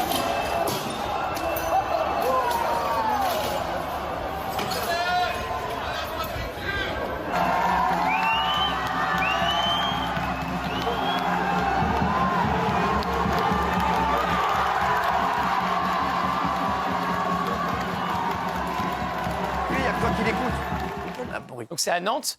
Et il y a deux choses sur cette image. Il y a celui qui arrachent le drapeau français. Et il y a tous ceux qui applaudissent. Il y a tous ceux qui applaudissent. Ils font des doigts d'honneur. Hein. Alors, justement, êtes-vous choqué par ça Gilles Verdez, non Voilà, bon, bah merci. Gilles Verdez qui s'enfonce encore une fois. Gilles Verdez, c'est des sables mouvants, en fait. Haine de la France. Je te jure, Gilles, dis-nous que tu fais exprès. Arrête un peu. De quoi? Pour me faire engueuler à longueur d'émission par vous? Pourquoi je fais exprès? Mais non, parce que tu dois faire plaisir à des gens, c'est pas Et possible. à qui voulez-vous que je fasse plaisir? C'est pas, dis-nous. Vous voyez que les gens... À tes Vous voyez que les gens Tu te rends compte le mec ce qu'il est en train de faire là? Ah oui. Et là, êtes-vous, t'es pas choqué, toi? Cyril. Je peux plus de ce mec. Dans quel pays on salue le drapeau national? Dans quel pays? Gilles Verdez, tu n'aimes pas la France et on le sait. Si, j'aime la France. Tu n'aimes pas la France, en tout cas la France ne t'aime pas. Surtout, le drapeau n'appartient à aucun parti. Tu n'aimes pas la France, Gilles Verdez, et tous les signes, moi je te dis, on ne touche pas au drapeau français. Tu sais quoi? Peut-être que la France, peut-être que t'en veux à la France, je sais pas pourquoi. Mais j'ai l'impression que t'en veux à la France. Mais non. Si t'as un problème avec la France, dis-le. Et je n'ai aucun problème avec la France. Moi, J'aime la France autant que vous, Cyril. Tous les J'aime la symboles. France. Tes idées et tout ce que tu dis tous les soirs, ça prouve que t'as un problème avec la France. Autant que vous. Non, pas autant que moi. Mais C'est si. impossible. Non, c'est impossible. Mais si. Quand je vois ce que tu dis. J'adule la France. Mais arrête un peu, tu la salis tous les soirs, la France. Mais non. Tu veux pas l'aduler et soutenir ceux qui détruisent le drapeau? Demain, Miss France Sylvie. qui a une cocarde sur son écharpe, elle se fait caillasser, ça vous pose pas de problème? Non, ça lui pose pas de problème. Si, c'est bien Alors, sûr. Et que tu portes le drapeau, il n'aime pas le drapeau Le français. drapeau n'appartient à personne, Il cautionne n'appartient à quand des aucun mecs ne chantent pas la Marseillaise. Non, Il non. cautionne quand on va caillasser le drapeau français. Il cautionne quand on fout le bordel. C'est Écoute-moi, faux. Ici, on a une règle d'or. Tu sais quoi, une règle d'or pour moi? Nous ici, et je l'ai déjà dit plusieurs fois, il n'y a pas de racisme, il n'y a pas d'antisémitisme, il n'y a pas d'homophobie, il n'y a rien de tout ça. Il y a juste, les mecs, nous on est contre les mecs qui foutent le bordel et qui salissent la France. Et en ce moment, la France, elle a besoin de gens qui aiment la France et qui se battent pour la France. La France est dans une situation inextricable, à mon avis, parce que je pense que c'est très grave ce qui se passe en France actuellement, et on a besoin de Français qui aiment la France. Et pour moi, je te le dis. Je te le dis. Et je vais te dire, et aujourd'hui, quand tu dis que tu aimes la France et que tu défends la France, on dit que tu es raciste. Et c'est devenu inadmissible et ça me fatigue à longueur de journée d'entendre ce genre de discours. Et tu sais quoi, et tes amis de la France Insoumise? Pas mes amis. Si, c'est tes amis. C'est pas mes amis. En tout cas, pour des gens qui ne sont pas tes amis, tu les défends beaucoup. Ils salissent tous les jours la France et ils salissent tous les jours les Français. Crois-moi, parce que moi je vais te dire, et Gilles Verdez, que tu cautionnes ça et que tu dis que tu ne sois pas choqué par ça, Gilles Verdez, écoute-moi bien une fois de plus. Écoute-moi, tu n'aimes pas la France. Et j'adore la France, Cyril. Tu peux m'expliquer? Quelle excuse tu leur trouves, Si tu aimais la là? France, écoute-moi bien, tu ferais plus. Il n'a pas expliqué pourquoi. Il n'a pas dit pourquoi, on sait très bien ce qu'il dit. Ah non, c'est pas ce que je dis. Je dis que ce geste n'est pas admissible. Mais la manière dont c'est posé, la manière dont Gauthier l'explique, on a l'impression qu'on réduit la manifestation à ça. Il y a eu un geste. C'est une manifestation interdite. Dans une manifestation. Voilà. C'est déjà une manifestation interdite. Moi, j'en ai rien à foutre de qui gagne et qui gagne pas. C'est le Rassemblement national qui a gagné les élections dimanche soir. C'est Alcaraz qui a gagné Roland Garros. Dans ce cas-là, ils ont calé. Ceux qui étaient pour Zverev, ils ont calé dans la rue. Dire, tu sais quoi, c'est Alcaraz qui a gagné. Je suis pas d'accord. Écoute-moi bien, ils ont gagné les élections. Ils ont gagné les européennes. Tu sais quoi? Il y a des urnes. Et on peut pas. Et tu sais quoi, le pouvoir, on l'a dans les urnes. On l'a pas dans la rue et en créant le chaos comme veut faire la France Insoumise. Tes amis. Est-ce que je peux pas mes amis, Cyril? Ce n'est pas mes amis. Et je te dis, en France, on a la chance de pouvoir voter. Et je vais te dire, et on a la chance de prendre le pouvoir par les urnes. Tes amis de la France Insoumise et toi, et ta mentalité, vous voulez prendre la France et vous voulez prendre le pays par le chaos. Non. Et je vais te dire, c'est bien simple, hein. C'est tes amis de la France Insoumise. C'est pas mes amis, Cyril, mais c'est pourquoi vous dites mes amis? Je les ai vus, là. Tu sais quoi, c'est bizarre, hein. Bizarrement, là, alors tous les jours, ils parlaient que de ce qui se passait à Gaza. Ils étaient à fond pour les Palestiniens. Quand je disais qu'on défende les Palestiniens, mais vraiment, il y a des gens qui le font et qui le font très bien. Et qui le font avec sincérité. Quand j'ai dit que la France Insoumise, ce qui me dérangeait, c'est pas qu'ils défendent les Palestiniens, c'est déjà leur antisémitisme, parce que tu peux défendre les Palestiniens sans être antisémite, je le dis. Et deux, qui défendent les Palestiniens à des fins électorales. Et comme ils ont vu que là, il y a les législées et qu'il faut ratisser beaucoup plus large, bizarrement, on a Rima Hassan. On la voit même plus. Hassan, je sais même pas qui c'est, je ne le connais pas. Et deux, ils sont tous maintenant à édulcorer leur discours. Ils en parlent plus. Alors maintenant, ils sont sur le pouvoir d'achat, voilà. Mais écoute-moi bien, tu vas encore te laisser berner encore combien de temps? Ça s'appelle une plateforme commune. La gauche a le droit de s'unir quand même. Gilles Verdez, écoute-moi bien. Arrête de dire, tu vas encore me sortir ton argument, c'est de la politique. Tu sais quoi? Alors donc pour toi, la politique, c'est de l'hypocrisie. Donc ce que tu es en train de dire en français, c'est que ce qu'ils vont faire, là, le 7 juillet, au deuxième tour, pour élire peut-être la nouvelle Assemblée nationale, c'est que des hypocrites. Eh ben écoute, tu sais quoi? Eh ben, t'as peut-être raison, mais au moins qu'ils le fassent mieux. Parce que franchement, tes amis de la France Insoumise, ils le font très mal. Et je te dis, c'est inadmissible je te dis, je crois que tu as un problème avec la France. Mais je n'ai aucun problème avec la France. Ah, pour moi, tu as un problème avec la France. Mais on ne peut pas mettre quand même sur le même plan le Rassemblement national et LFI quand même. Quoi Les gens ont le droit de se mobiliser. Quoi Mais excusez-moi. Attends. Pourquoi il y a un parti qui est antisémite ouvertement. Je te le dis. Donc Gilles Verdez, extrême droite, extrême gauche. Je te le dis. Extrême droite, extrême gauche. Pour vous, ça se vote. Pour moi, ça ne se vote pas. Pour moi, il y a extrême droite, extrême gauche. Mais pour moi, je m'en fous. Qu'est-ce que tu dis aux électeurs ? Le seul truc que je veux pas, c'est les extrêmes cons. C'est tout. Voilà, je te le ceux dis. qui ont voté pour le Rassemblement national, Je dis rien, j'ai rien à dire. Les gens font ce qu'ils veulent. Ils sont pas plus indignes que ceux qui ont voté pour LFI. Pour la France Insoumise, ni les gens qui votent pour le Rassemblement national. Il y a des gens qui votent pour la France Insoumise qui sont dans des difficultés, je te dis, terribles, et on ne se met pas à leur place. Je te dis, nous, on est bien contents ici, tout se passe bien pour nous, on est en train de rigoler tous les soirs, on est au chaud. Et ceux qui votent pour le Rassemblement national aussi. Je peux te dire, il y en a beaucoup qui se disent, aujourd'hui, moi, les mecs, je vois pas de solution. Donc, je peux te dire, ils ont voté à droite, ça a été le bordel, ils ont voté à gauche, ça a été le bordel, ils ont voté au milieu, ça a été le bordel, et leur situation, elle n'a pas changé. Ils le 10 du mois, ils n'ont pas pour manger le lendemain. Donc, je t'explique, arrête de juger les gens, arrête de juger les électeurs, que ce soit du Rassemblement national. Je ne juge personne, Cyril. Ne juge personne, et je te dis, arrête de donner des mauvaises idées à ceux qui nous regardent et à des gens qui vont dans la rue comme ça pour créer le chaos, alors qu'il y a eu des élections démocratiques. Exactement, démocratiques, qui ont fait virer en tête un parti. Qu'on soit d'accord ou pas, on ferme notre gueule et on attend les prochaines élections. Et peut-être si on n'est pas d'accord, on appelle juste on se à bouge voter. le cul, exactement. Au lieu qu'il y ait 49% de participation, qu'il y ait 100% de participation et que personne ne se plaigne après dans les rues. D'accord ? Parce que j'aimerais bien savoir le nombre de gens qui ont voté là, qui sont dans la rue. Il y en a pas. Je te le dis. J'aimerais bien savoir. Des barbecues. Ceux qui sont en noir pour casser, là. Je te le dis. Ils ont voté. Ils ont voté ceux-là. De France Insoumise ou quoi, ils sont juste là pour casser. Demain, tu leur dis c'est la grève des croissants, ils vont les casser parce qu'ils en ont rien à foutre. Donc je te dis, Gilles Verdez ne défend pas l'indéfendable parce que ça devient inadmissible. Merci. Vous avez bien fait de rester, Sylvie. Est-ce que je peux juste faire une réflexion ? Ah, j'avais oublié que vous étiez là. Oui, je comprends. La semaine dernière, on a débattu à deux reprises des drapeaux palestiniens brandis dans l'Assemblée nationale. Et à 2 reprises, Gilles a soutenu le drapeau palestinien brandi dans l'Assemblée. Et là, vous soutenez le drapeau français arraché. Donc c'est bien le drapeau qui doit vous poser problème. Mais il a un problème avec le drapeau. Arrêtez, j'ai dit, vous il a un problème avec le drapeau. C'est de fait. Il a un problème avec la France. Aucun problème avec la France ni avec le drapeau français. Je dis qu'on ne peut pas réduire la mobilisation contre le Rassemblement national à la cette mobilisation stupide d'un drapeau. C'est quoi ? Je vais te dire, cet été, fin travail, balade-toi dans toute la France et essaie d'aimer à nouveau la France et les Français qui t'ont tant donné. J'aime la France, je te Cyril. dis. Eh ben, prouve-le. Tu sais, ça veut rien dire d'aimer. Quand on aime quelqu'un, on lui prouve. C'est pas la peine de lui dire. Merci. Sylvie Tellier, merci d'avoir été là. Couronne et préjugés. Et mon Patrick Sébastien, bien sûr. Patoche Forever. Rachida Dati, elle arrive. Très bien, elle est là. Eh ben, elle est là. Eh ben, Rachida Dati, elle arrive dans un instant, tout de suite. Merci.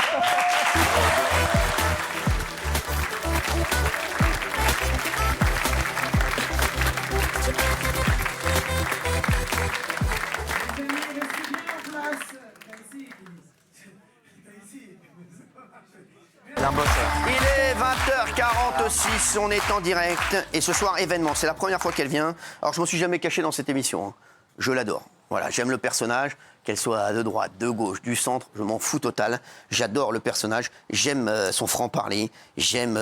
voilà, je trouve que voilà, c'est des personnages comme ça dont on a besoin en France. Et si un jour elle pouvait me sauver d'Anne Hidalgo à Paris, ce serait le plus beau cadeau qu'elle puisse franchement me faire, parce que je n'en peux plus. Chaque jour, écoutez, voilà, vivre à Paris, je veux le dire, je le dis aux téléspectateurs, pour ceux qui ne vivent pas à Paris, sachez que vous rentrez à Paris, vous rentrez dans l'enfer. C'était la plus belle ville du monde. Elle en a fait une ville où vraiment les gens ne pensent qu'à une chose, c'est partir. Il y a plus de rats à Paris qui veulent venir à Paris que de gens. Voilà, donc sachez-le.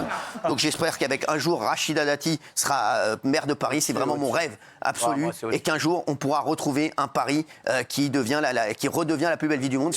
Oui. Il y a eu un sondage hier sur les villes où il fait bon vivre. Paris n'est pas dans les 250 premières du monde. 250 premières. Je veux dire, il y a des personnes chez qui il fait bon vivre. Anne Hidalgo n'est pas dans les 1 million de personnes. Et moi derrière, c'est impossible. Moi, voilà, enlevez-la moi, s'il vous plaît, d'ailleurs. Merci. Enlevez-la moi derrière moi, s'il vous plaît. Merci. Je vous demande d'accueillir, c'est notre ministre de la Culture, Rachida Dati, qui est là.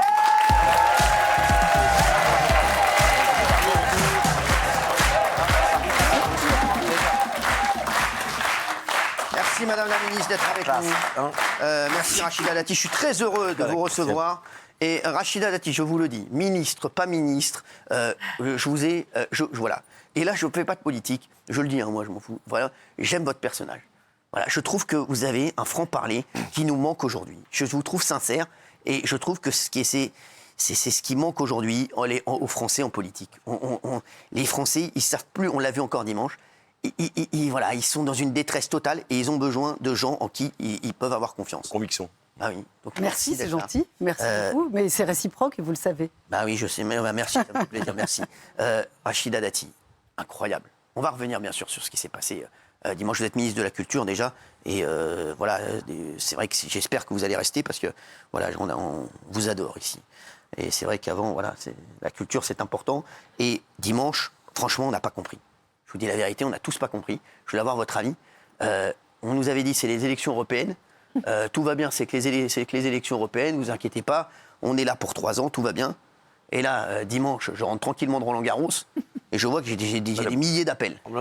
Et il me dit, qu'est-ce qui se passe? Ou bien ils ont oublié de me donner la coupe, ou bien il se passe un truc. Et le président annonce la dissolution de l'Assemblée. Est-ce que vous trouvez que c'est une bonne décision? Vous avez raison que sur les élections européennes, on peut imaginer que ce sont des enjeux européens et que finalement, ce n'est pas une échéance nationale. Ce sont des enjeux européens, mais qui quand même, et on le voit avec la politique internationale.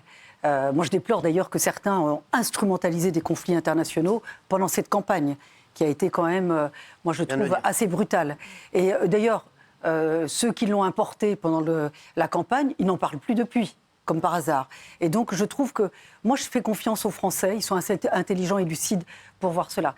Le score du Rassemblement national est un score important, et le président de la République n'a pas souhaité ne pas l'entendre, ne pas entendre le mécontentement des Français. Moi, je me souviens, et pour cause, j'étais à l'époque collaboratrice de Nicolas Sarkozy quand il était au ministère de l'Intérieur.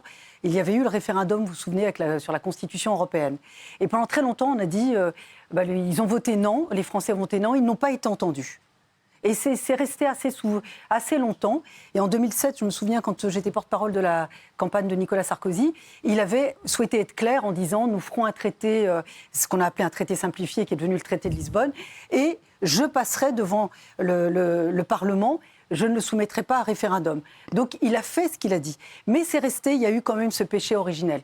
Le président de la République a souhaité entendre les Français et un mécontentement que moi j'entends et que je ne souhaite pas qu'on méprise.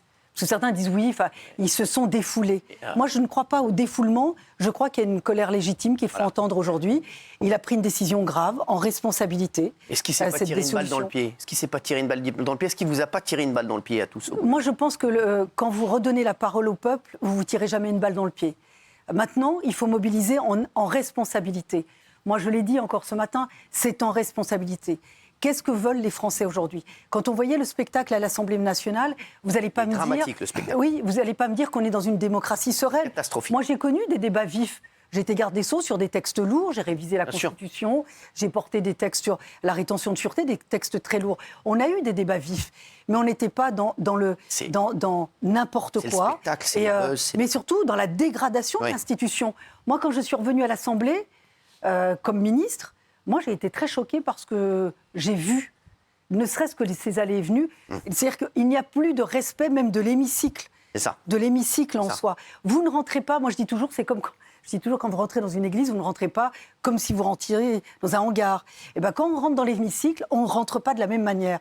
Et donc, je trouve qu'il n'y avait plus de respect de cette institution. On souhaite, évidemment, qu'il n'y ait plus cette obstruction, cette volonté d'obstruction systématique et que ce soit uniquement un cirque. Enfin, il n'y a plus de débat de fond. Donc là, le président de la République, par cette décision, souhaite aujourd'hui clarifier et le débat et la volonté des Français. Alors, vous n'étiez pas au courant, parce qu'on l'a vu, Yael Braun-Pivet, la présidente de l'Assemblée nationale, n'était pas au courant. On sait que Gabriel Attal a été au courant 1 heure avant, à peu près. Ouais, il y avait très peu de gens au courant. Quand vous l'avez appris, vous vous êtes dit, on est dans la merde, ou vous vous êtes dit, au contraire, on va se battre pour... Parce que quand il l'a présenté, il a dit, je souhaite redonner la parole aux Français. Ouais. Le score est mauvais. Il faut dire, c'est un échec. Voilà, c'est un échec. Moi, j'ai été parlementaire européen, j'ai mené aussi des campagnes. On s'y attendait. Les sondages, là, ils ont été conformes à ce qui est au résultat. Moi, je vais vous dire, à un moment donné, c'est la méthode Coué, soit on se convainc de l'échec, soit on se convainc de la victoire. Moi, une campagne, il faut la mener jusqu'au bout, jusqu'à la dernière minute. Voilà, après, ce résultat n'est pas un bon résultat.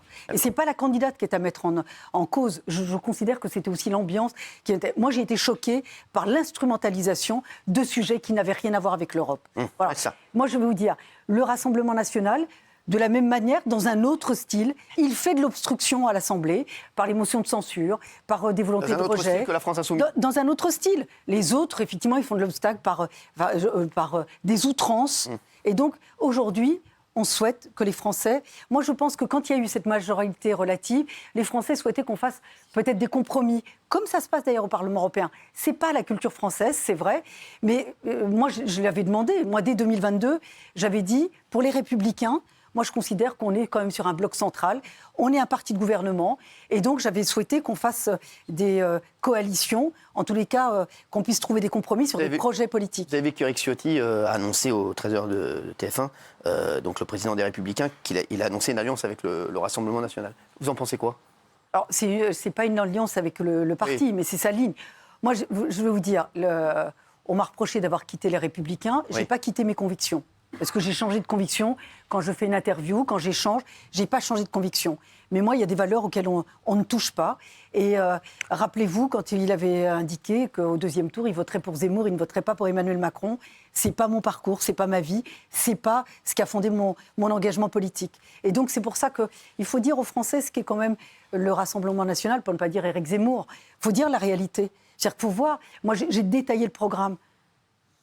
Regardez le programme économique. Je sais, mais on sait que le programme économique a quelques lacunes. Juste, ce n'est pas quelques lacunes, c'est un projet de société qui ne correspond pas à nos valeurs. Et vous voyez bien que ces discours-là, c'est les discours, je l'ai vu encore d'Éric Dupond-Moretti, qui est complètement hors sol, excusez-moi.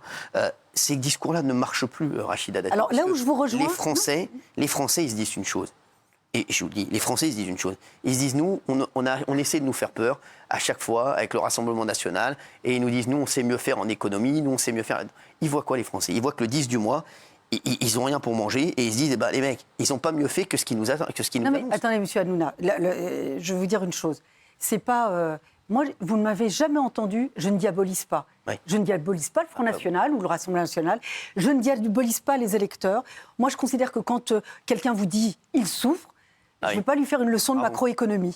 Voilà. Parce que je suis gênée. S'il souffre, je dois y répondre. Moi, je me suis engagée pour y répondre, pour réduire les inégalités, pour entendre les souffrances. Moi, je pense que, par exemple, la réforme des retraites, qui était dans le programme du président, peut-être qu'on ne l'a pas assez entendue parce qu'on a eu la guerre en Ukraine, qui a évidemment tout pris le pas sur tous les autres sujets. Aujourd'hui, il y a peut-être des choses qu'on n'a pas vraiment entendues sur le fond. Il faut y répondre. Moi, quand j'entends certains électeurs, y compris du Rassemblement national, que me disent-ils ? Il y a un problème de sécurité, c'est une réalité. Il y a un problème de délinquance des mineurs, c'est une réalité. Il y a un problème de maîtrise des flux migratoires, c'est une réalité. Est-ce que vous pensez que demain, le Rassemblement national va y répondre? Est-ce qu'on va dire tous les immigrés dehors? Est-ce que ça y répond? La vraie question qu'on se pose, est-ce que la France est ingouvernable? On a l'impression que vous ne pouvez rien faire. Non, moi Parce que le président de la République avait énormément d'espoir en lui en 2017. On se disait, c'est un garçon qui vient d'ailleurs, qui est dans la finance. On s'est dit, voilà, et puis on s'est dit, il a réussi personnellement, il peut peut-être diriger le pays. Et c'est vrai que là, les Français se disent, aujourd'hui, nous, notre situation en 2017, elle était peut-être mieux qu'aujourd'hui en 2024. Non, mais alors, la réalité, il y a eu une amélioration. Comme dire, dans le pire, il peut toujours y avoir du pire. Il y a une amélioration sur notamment les minima sociaux. On a quand même un système de protection sociale extrêmement généreux, il faut quand même dire la réalité. Moi, vous savez, je n'ai pas coupé du milieu d'où je venais. D'ailleurs, parfois, ça me pose un peu de difficulté parce que vous n'échappez pas à votre milieu, vous n'échappez pas à votre enfance. Moi, mes amis d'enfance, ils n'habitent pas le 7e arrondissement. Ma famille habite toujours au même endroit, là où j'ai vécu, là où j'ai grandi. Donc, je ne suis pas coupée de ces difficultés-là. Je connais aussi, je prends toujours... C'est pas anecdotique, quand je suis devenue garde des Sceaux, j'ai eu des amis d'enfance qui étaient évidemment détenus, qui m'écrivaient pour me féliciter. J'ai pas honte d'où je viens. Au contraire, ils ont eu moins de chance que moi. Mais est-ce que ça veut dire que je leur tourne le dos? Non, j'entends. Certains sont tombés dans la délinquance, d'autres, notamment des femmes. Moi, je parle notamment sur les femmes. Il y a une vraie difficulté quand j'entends, moi, qu'aujourd'hui, la gauche se commet avec l'extrême gauche. Est-ce qu'on sait? Moi, je disais encore ce matin, est-ce qu'il est normal? Certains ont un antisémitisme revendiqué et les autres, un communautarisme qu'ils encouragent. C'est très bien, soyez voilés, c'est très bien, restez dans votre communauté. Le droit à la différence, ça nous a perdus. Ça fait exploser des territoires. Moi, je vais vous dire, quand vous allez dans certains territoires, vous pensez que la majorité des filles veulent rester enfermées chez elles, elles ne veulent pas travailler, elles ne veulent pas accéder à des responsabilités ou avoir une autre vie que celle à laquelle on les condamne. Moi, je vais vous dire, tous les jours, je reçois des courriers. D'ailleurs, les jeunes femmes qui sont en coulisses, qui travaillent avec vous, elles vous disent « Oh là là, mais vous êtes un modèle pour nous ». Mais pourquoi ? Parce que moi, je crois à l'égalité des chances. Je crois à la réduction des inégalités parce que je crois à la République. Je crois à l'école de la République. Je crois à cette France et à ses valeurs. Je ne veux pas qu'on les dévoie. Aujourd'hui, le 30 juin, on a rendez-vous avec l'histoire de France. Non, mais c'est pas... C'est très important le 30 juin. Non, mais oui, c'est important. Ce que je dis là, moi, je trouve que c'est la maîtrise des flux migratoires. Il faut évidemment qu'on soit au rendez-vous. La politique pénale, on soit au rendez-vous. Il faut de l'autorité, il faut rétablir l'autorité. Voilà ce que nous demandent les Français. Vous dites, Madame la Ministre, mais les Français vont vous répondre quoi le 30 juin ? Ils vont vous répondre, ça fait 7 ans qu'on attend. Donc, qui s'est passé quoi ? Attendez, moi, je me mets à la place des Français. Oui, les Français vont vous dire. Ils vont vous dire. Mais vous avez raison, d'abord. Vous êtes bien gentil, là. Vous avez les élections législatives le 30 juin. Vous nous dites que c'est très important et que ça va changer. C'est historique. Je suis d'accord avec vous. Ces élections sont historiques le 30 juin. Vraiment. C'est les élections peut-être les plus importantes, comme a dit Gérald Darmanin, de la Ve République. Je vous le dis. C'est vraiment pour moi, et je suis d'accord avec Gérald Darmanin, qui sera d'ailleurs notre invité demain. En vacances. Non, mais je vous le dis. Et s'il vous plaît. Et aujourd'hui. Les Français, ils vont se dire quoi ? Ils se disent, c'est une chance inouïe, puisque là, ça fait 7 ans qu'on attend, il ne se passe rien. Et bien peut-être que là, il va se passer quelque chose. Non, parce que il faut leur expliquer. Attendez. Vous ne pouvez pas dire il ne s'est rien passé, c'est pas vrai. Pour les Français, regardez, il y a un revenu minimum pour les agriculteurs. Les agriculteurs, je les vois tous les jours, ils sont dans la rue, ils n'en peuvent plus. Mais alors, attendez. Ils ne sont pas les mêmes règles que les autres. Mais les agriculteurs français sont laissés pour compte. Il y a eu des réformes et des avancées pour eux. Est-ce que c'est parfait ? Non, ça n'est pas parfait. Quand vous portez une réforme, il faut évidemment un cycle parlementaire. Ça prend un peu de temps, même si vous avez une procédure d'urgence, ça prend du temps. On revient de loin. Parce qu'on passe, souvent on me dit, Nicolas Sarkozy, vous étiez au pouvoir. Il y a eu des avancées. Moi, je renie pas, quand même, avec Nicolas Sarkozy, il y a eu des avancées. Il y a eu 5 ans de François Hollande. Après, on était en moonwalk avec François Hollande. Non, personne ne parle du quinquennat de François Hollande. Personne. Parce que personne n'a envie de s'en souvenir. Non, mais d'accord, mais le pays a été mis à terre. Ça, vous savez. Je vais vous donner un exemple. Sur la politique pénale, tout ce qu'on a fait, il l'a défait. Mais je sais. Les établissements pénitentiaires qu'on a créés, on nous dit les conditions de détention sont pas à la hauteur, sont pas dignes. Oui. C'est vrai, faut construire. Le jour où on construit, la gauche est arrivée, elle a tout arrêté. Ça vous avez raison de le dire, Rachida Donc il faut remettre sur pied le pays. Ça prend du temps. Vous avez raison de le dire, Madame la Ministre. Le pays, à la fin de François Hollande, je vous le dis à la fin du quinquennat de François Hollande, était, mais quand je vous dis, mais rien. Et en fait, pendant 5 ans, il a défait tout ce qui avait été fait de bien avant. Il n'a rien fait. Donc Emmanuel Macron a pris le pays. Je vais vous donner un exemple. Les internats d'excellence. Comment j'en ai été à l'initiative. Comment j'ai découvert ça ? J'étais magistrat à Bobigny, qui est le plus grand tribunal pour les mineurs en France. Le problème des mineurs, c'est vrai qu'il y a de la délinquance des mineurs, mais c'est minoritaire par rapport à la maltraitance des mineurs. Et moi, je me suis rendu compte que souvent, les mineurs, quand ils sont dans un univers, un environnement dégradé, on peut les sauver. Et je ne voulais pas les mettre dans des lieux de placement, des foyers ou des familles d'accueil, ou les éloigner. Quand vous avez 9 ans, 10 ans, vous les éloignez d'une maman qui est juste débordée. On avait créé des internats d'excellence à proximité. Les enlever, je sais. J'avais fait un partenariat avec un internat qui était à côté de la maison, dont les conditions de vie étaient de qualité. Ils avaient accès à la culture, ils avaient une chambre, une table pour faire les devoirs. Ils pouvaient effectivement leur faire leurs devoirs tranquillement, et la maman pouvait venir le mercredi après-midi, passer du temps avec les enfants, les récupérer si elle voulait le week-end, et prendre du temps, avoir un temps d'éducation de qualité. François Hollande est arrivé, il a dit c'est Sarkozy, on enlève. Il n'y a plus d'internat d'excellence. J'en ai un dans le 7e arrondissement où j'ai une vraie mixité avec des enfants d'environnement un peu dégradé et avec des enfants favorisés. C'est intéressant pour tout le monde. Je sais, il a tout enlevé. Ces dispositifs ont été enlevés par cynisme, voire par idéologie. Par ego. C'est ceux qui sont en train de faire le Front populaire. Exactement. Oui, ils sont d'accord sur rien. Et ce sont... Non, mais ce Front populaire, c'est une énorme fumisterie. Excusez-moi. C'est même pas une fumisterie. Je vais le dire, ça va déplaire à M. Verdez. Je vais vous dire, c'est comme à Paris. Alors, ils se mettent d'accord pour sauver leur siège. Au dépend de quoi? Exactement. À Paris, d'accord pour au dépend de quoi? La qualité de vie, la sécurité, la propreté, la mobilité. Est-ce que vous êtes content? Avec 10 milliards de dettes, là on est à 11 milliards de dettes aujourd'hui, 10 milliards de budget, ce sont nos impôts à nous tous. Est-ce que vous êtes content de la qualité de vie à Paris? Non. Mais ça, uniquement pour sauver leur siège. Voilà. Ils sont élus et ils se mettent sur la figure Exactement. après. Elle ne se met pas sur la figure avec moi. Je vous invite à assister au Conseil de Paris.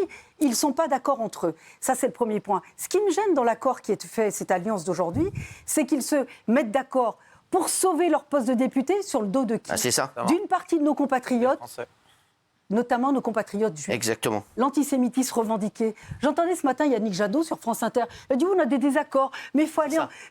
On a une divergence d'idées. Très grave. L'antisémitisme, c'est un délit. Exactement. Mais c'est un délit. Le communautarisme, c'est du séparatisme. C'est un délit. Mais est-ce que quelqu'un peut un jour dénoncer ça? Cette gauche qui vous fait la morale toute la journée. Moi, ils me détestent. Je suis leur mauvaise conscience. Ah oui. Parce que j'ai refusé ça. Je ne suis pas une victime. Ils n'ont pas des électeurs, ils cherchent des victimes. La France doit dire stop à ça. Voilà. Moi, je dis aux Français, prenez vos responsabilités. J'ai confiance, moi, dans les Français. C'est un peuple très politisé, quelle que soit la catégorie sociale. Pourquoi votre émission est très regardée? Parce que ici, on vient comme on est. Voilà. Non, mais c'est pas un club. Oui. Ici, c'est pas on vient comme on est. Et je le dis aux Français. Je suis beau gosse aussi. Hein. Je le dis. La politique, pourquoi j'ai accepté quand Emmanuel Macron m'a proposé d'être ministre de la Culture? Parce qu'il m'a dit, effectivement, il a mis beaucoup de moyens dans le ministère de la Culture, pour une culture la plus accessible au plus grand nombre. Et bien moi, je souhaite que la culture, ce ne soit pas uniquement réservé à quelques-uns, et que ces quelques-uns fassent la morale aux autres, en se pinçant le nez. Non, moi, je trouve... Moi, j'ai l'occasion de parler ici. Bravo de le dire, c'est bien de le dire. Je trouve qu'aujourd'hui, le 30 juin, je le dis, on a rendez-vous avec l'histoire. Et moi, je le dis à tous les Français. Vous soyez sur des territoires ruraux. Là, j'ai un plan, par exemple, sur la ruralité et la culture. Évidemment, la réserve électorale, la période de réserve m'empêche de faire les annonces. Mais quand je vois nos compatriotes, ces 22 millions de Français en zone rurale, pas de mobilité, pas d'accès, pas de facilité. Est-ce que c'est normal? Les gens vont vous dire, oui, Madame Rachida Dati, ça fait pas longtemps que vous êtes arrivée, vous, mais qu'ils ont fait quoi, les autres? Mais non, mais... Parce que la politique, c'est du long terme. Après, la deuxième chose, pardon, je le dis, peut-être que je vais gêner certains, après, il faut exécuter ce qu'on décide. C'est ça. Voilà. Moi, comme dirait Jacques Chirac, un chef, c'est fait pour cheffer. Quand je décide... Je dis aussi. Jacques Chirac avait dit ça pour le Il avait raison. Je décide, il exécute. Voilà. L'administration, elle est là pour exécuter les décisions des ministres. Sinon, le ministre devient fonctionnaire lui-même. Exactement. Ou exécutant lui-même. Mais c'est très important ce que vous dites là, Rachida Dati, pour les Français qui nous regardent ce soir et qui nous écoutent en direct. Vous êtes en train de dire, et c'est le sentiment qu'on a en France, on a l'impression qu'il y a des ministres qui sont pleins de bonne volonté. Moi, par exemple, voilà, je m'en suis jamais caché aussi. J'adore Gérald Darmanin, je trouve il fait un super travail. Alors, il sera avec nous demain, je vous le dis. Et je sais que c'est un mec qui bosse. Voilà. Et on a l'impression que derrière, on a l'impression que ça ne suit pas. Et on a l'impression donc que le pays est figé. Alors, ils se disent quoi, les gens? Et je vous le dis pourquoi. Ils se disent quoi? Les gens, ils se disent, nous, on va voter Rassemblement National. Parce qu'on a l'impression qu'ils ont plus de poigne que les autres et qu'ils vont faire bouger les choses.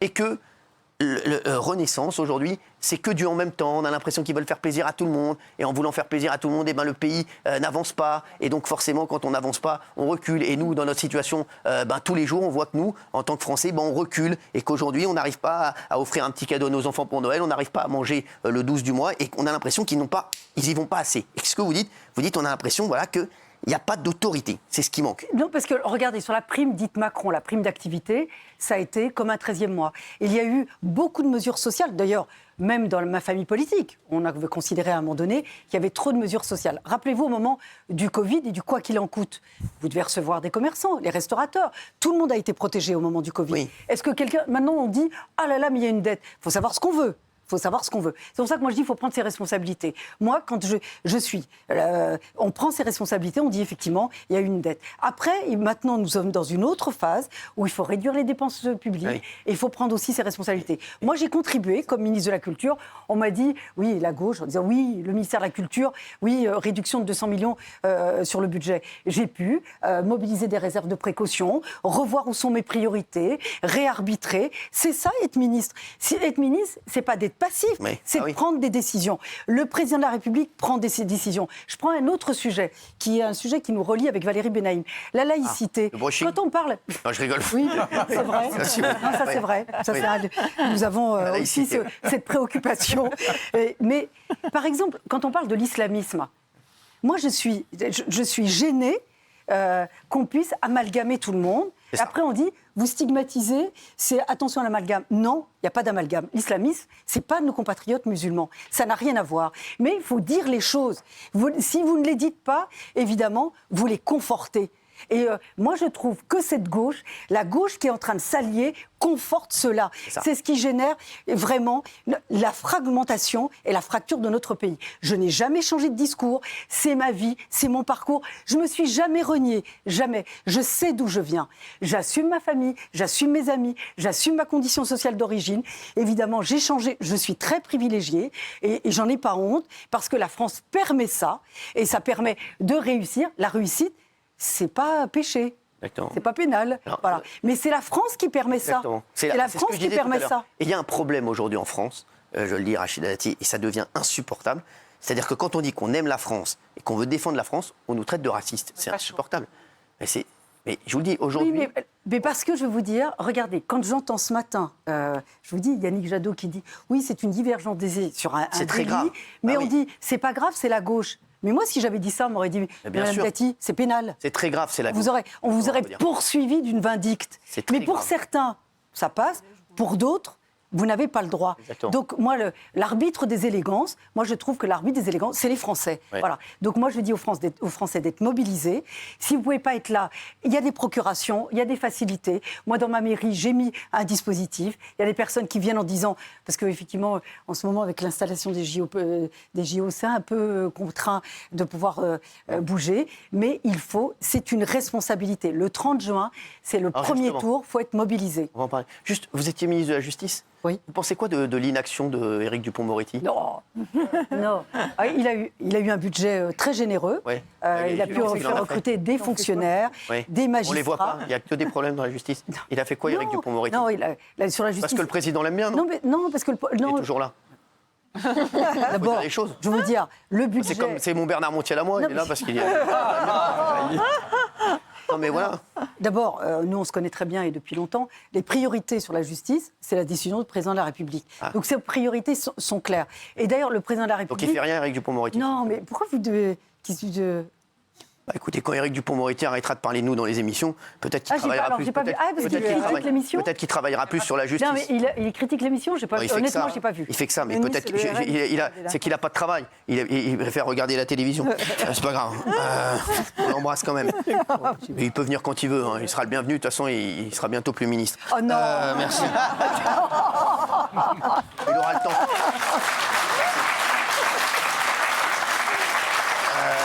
Rachida Dati, Madame la ministre, est-ce que vous y croyez encore ? Attendez, moi, toute ma vie, j'y ai cru. J'y ai cru à toute ma vie. Je ne serais pas là. Moi, j'ai confiance dans mes compatriotes. J'ai confiance. Et je leur dis, si le résultat est différent, je pense qu'on va rentrer... Vous savez ce que se disent les Français ? Les Français, là, ils se disent, aujourd'hui, on a le choix entre extrême droite, extrême gauche. On a l'impression, c'est pour ça qu'il faut que vous reveniez dans le game, on a l'impression que vous avez été éliminé. Renaissance. Je vous dis tout. Hein. On a l'impression, ils se disent, ça sent, ah bah oui, il y a le bloc de droite, le bloc de gauche, Renaissance. On est d'accord, Gauthier ? Non, oui. les Républicains. Et justement, ça m'amène à une question. Entre la NUPES, la France Insoumise et le Rassemblement National, quel est le principal danger, selon vous ? Est-ce que vous faites une hiérarchie entre les deux ? Non, je ne fais pas de hiérarchie. Les extrêmes sont dangereux. Parce qu'il y aura des seconds tours France Insoumise et RN dans quelques semaines. Les deux ont des méthodes différentes. Le résultat est le même. Le pays explose. Ouais. C'est un pays divisé. Ce sont des affrontements. Est-ce que vous trouvez normal les blocages auxquels on assiste ? Non. Est-ce qu'il est normal qu'on bloque des écoles ? Est-ce qu'il est dans une démocratie, est-ce qu'il est normal qu'on bloque des endroits, qu'on vous empêche ? Moi, je disais... Alors, est-ce que la France Insoumise n'est pas plus dangereuse que le Rassemblement National ? Mais moi... parce que vous trouvez que le Rassemblement National, le programme est très équilibré. Regardez, sur toutes les questions de société. Mais c'est extrêmement dangereux. Non mais, parce qu'on ne retient, je suis très cash avec vous, on ne retient du Rassemblement National que les sujets liés à l'immigration, la sécurité, la délinquance, la maîtrise des frontières. C'est vrai. C'est une réalité. Et je le dis, moi, je déplore que les Républicains n'aient pas voté au Parlement européen ce pacte asile-immigration. C'est nous qui l'avons porté dès 2008. Il a enfin abouti, ils votent contre. Les socialistes allemands, d'ailleurs, ils s'en sortent mieux aux élections européennes, ont voté au Parlement européen ce texte. Les socialistes français n'ont pas voté. Vous ne croyez pas que c'est du cynisme? Vous ne croyez pas que c'est contre les Français? Ils votent contre les intérêts des Français. Il faut qu'ils le sachent. Ils arrivent en tête des élections. Mais c'est pour ça que je vous dis, parce ils sont, c'est ce que j'avais dit sur Raphaël Glucksmann. Moi, je considère que c'est une usurpation. Vous allez voir, il va aller au Parlement européen. Fini. D'ailleurs, il considère la tête. Valérie aussi, elle va aller au Parlement européen. Mais oui, mais ça fera 2 usurpations. Mais ce que je veux dire, elle sera au Parlement européen. D'abord, elle a fait une campagne européenne. Elle a fait une campagne européenne avec des mesures concrètes, et elle est pour être députée européen. Glucksmann, il a fait croire que c'était le grand soir pour le Parti socialiste. Lui-même n'est pas socialiste. Il n'est pas socialiste. Comme dirait Lionel Jospin. Quand il se présente aux élections, Jospin dit « je ne suis pas socialiste ». Eh bien, il n'a pas été élu. Voilà. À un moment donné, il faut être évidemment en accord avec des convictions. Les Français le sentent, si vous êtes pour de vrai ou pas. Rachida Dati, est-ce que vous pensez que le président, il est encore au contact des Français? Est-ce qu'ils sont les Français? Est-ce qu'ils sont ce que ressentent les Français? Parce que moi, je vais vous dire, là, je vous ai entendu parler, et vous avez dit, le Rassemblement national, ils sont bons sur l'immigration, sur la sécurité, et voilà. Mais vous savez ce qu'ils se disent, les Français? Les Français se disent, au moins, on aura ça, puisqu'on n'a rien. Oui, mais on aura quoi? Non, mais ils disent, au moins, on aura ça. Mais on aura quoi? Quelle mesure? Au moins, au niveau sécurité, on sera tranquille. D'accord. Au niveau économie, les mecs, on nous avait promis. Alors, je sais que certains sont déjà venus ici. Qu'est-ce qu'ils vous proposent sur la sécurité? Qu'est-ce qu'ils proposent sur la justice? Je ne dis pas qu'ils vont réussir. Hein. Non, mais alors, déjà, avant de réussir, qu'est-ce qu'ils proposent? Non mais avant de réussir, qu'est-ce qu'ils proposent? Moi, je voudrais savoir qu'ont-ils proposé. Et après, moi, je débat. Moi, je dis, moi, je débat. Moi, au contraire, moi, je suis pour le débat. Moi, je considère la France, la droite, ça existe, la gauche, ça existe. Voilà, moi je crois à ça, mais on débat. Mais qu'ont-ils proposé d'OQTF? Voilà, c'est pas une fatalité. Il y a trop d'OQTF, donc là, nous, on les renvoie, on trouve des voilà. Non, mais sur les OQTF, ce qu'il faut savoir, quand vous avez d'abord, il faut l'exécution des décisions de justice, donc il faut une politique pénale ferme. Ça, c'est le premier point. Ensuite, sur le deuxième point, il faut que les pays donnent les laissez-passer consulaires, parce que souvent, ils déchirent leurs papiers et ils disent je suis sénégalais alors qu'il est malien. Donc il y a des consulats qui disent nous, c'est pas à nos ressortissants. Quand l'OQTF est délivré, que la nationalité est reconnue et qu'il y a un laissez-passer, il faut que le pays l'accepte. Vous avez des mesures, on a des accords de coopération judiciaire, on a des accords de développement, on a des accords. Vous les conditionnez.